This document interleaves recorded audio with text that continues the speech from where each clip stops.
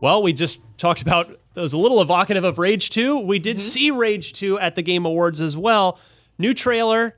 The only real sort of quote-unquote news there is it got its release date May 14th for Rage 2. So we got about 6 months more to wait on that one. Lucy, did you play it at E3? Yeah, I was at E3. It might have been Gamescom. I have played it. It's really fluid. It feels like Doom, but with a wing stick.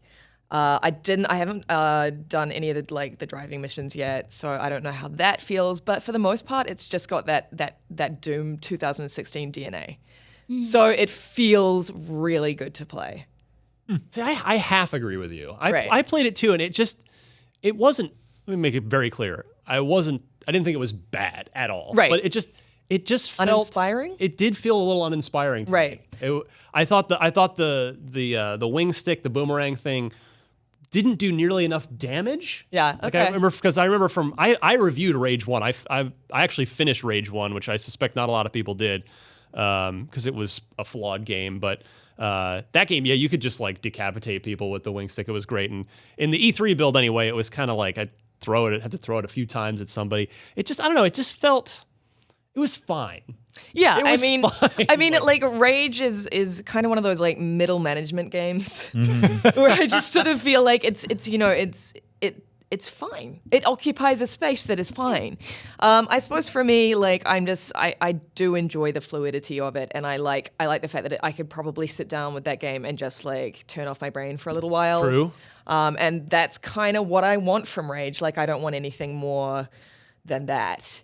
So for those purposes, I was like, look, as long as it feels good, I'm down. I mean, I think for me, the reason I like personally sort of scoff at the Doom 2016 comparison is Doom 2016 was so hyper focused on just being an unbelievable, like, just brain smash to the wall kind of shooter. Oh yeah.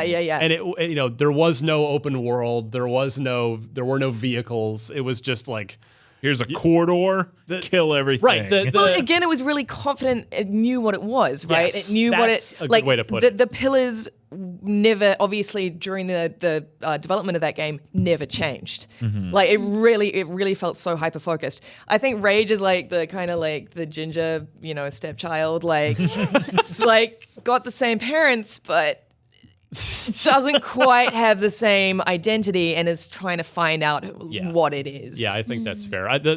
My favorite description of Doom 2016, and I can take zero credit for this. I saw this. I don't know if it came from Reddit or who it came from. Yeah. But was somebody said Dark Souls is a game where you are trapped in a room with monsters. Doom is a game where monsters are trapped in a room with you. Yeah. And I always thought that that really distilled it nicely. Really It's brilliant. That's a brilliant analogy. It's so good. Because they are polar opposites as games. Yeah. Yeah, that's great. I like that a lot. And I don't Rage, it's like, I think, again, not my problem. It's just part of the reason I'm not completely fired up. Like, I will play it when it comes out, and I hope to love it.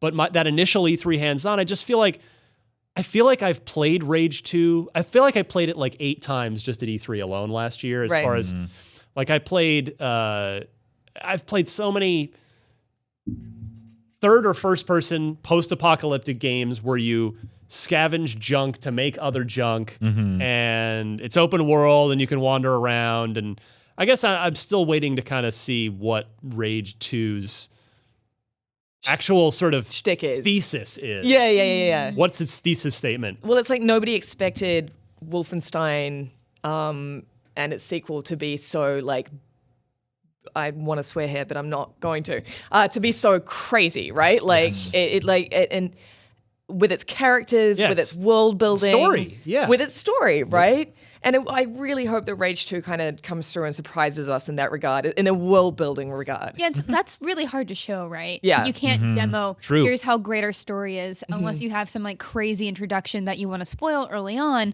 And that's not really what they try to do with these demos usually, Yeah, it's just showing off straight up. It's just like, gameplay. look how It's like, fun it here, is play to this play. thing. Here's Yeah. a sample of some of our enemy design and weapons. Yeah, I mean, the scene we're seeing right now is towards this looks familiar to me. I think this is from the E3 demo, I believe, and this isn't the end of it. But at the end of this demo, the end of this section, it got totally nuts. Where you've got like tons of this overdrive, where basically you've got more health, and I think you can just kind of really go nuts with it.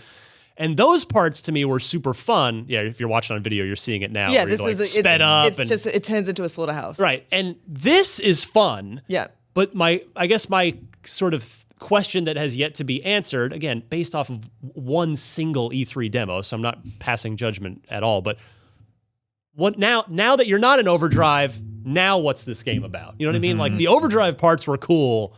I think it's the rest of it that has to convince me. So we'll see. I mean, May 14th now. That's coming out.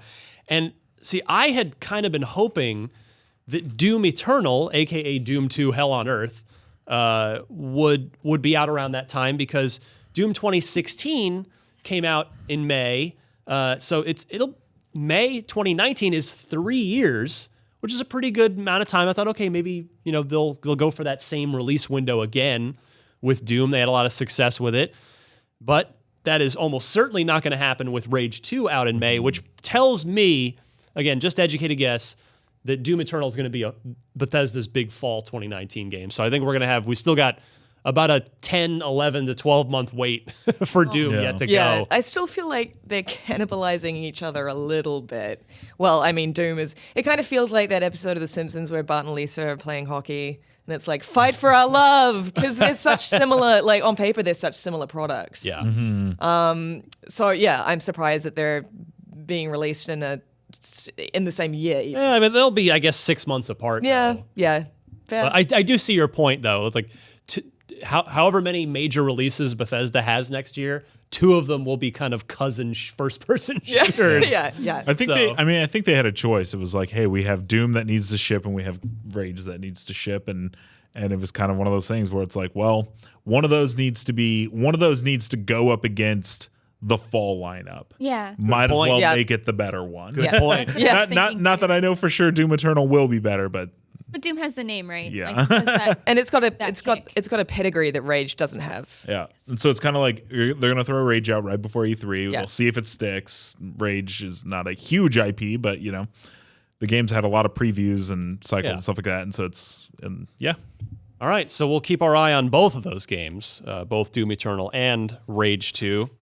I'm Ryan McCaffrey, the host of Unlocked. If you enjoyed that segment, check out full episodes. We have new shows dropping every Tuesday at 3 p.m. Pacific, 6 p.m. Eastern at unlocked.ign.com. Alternatively, you can find us Wednesdays at 3 p.m. Pacific, 6 p.m. Eastern at Unlocked's YouTube channel, youtube.com/IGN Unlocked, or your favorite podcast service as well.